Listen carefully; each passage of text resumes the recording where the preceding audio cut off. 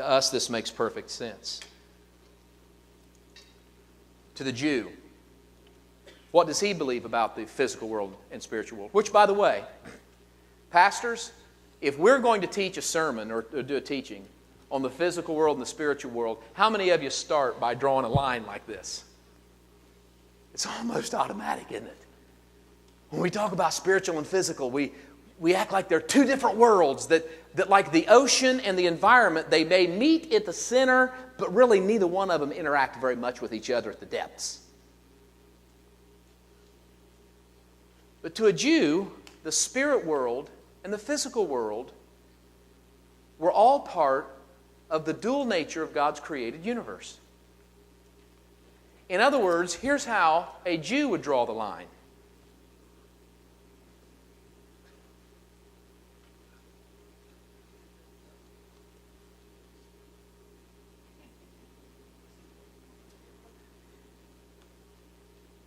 Now, Peter, come up and erase the green line only. There's no way. Come up and erase the black line only. There's no way. You cannot have one without the other, because to the Jew, they're both sacred.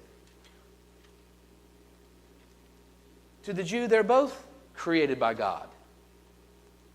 To the Jew, they're both part of their assignment. That's why the biblical writers and the Jewish people in general have not had the problem we have had trying to transform culture that we believe we shouldn't really even be involved in, because it's physical, imperfect, unholy, secular, lay it is the world and it belongs to the devil.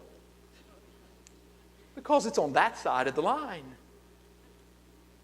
The Jews would say, no, it all belongs to God.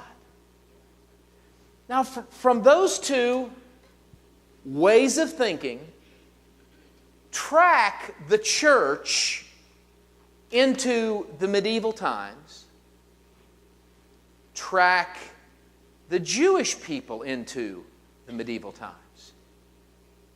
And what's incredible is, to the Jew, with their mindset of understanding that they are to be successful in the world,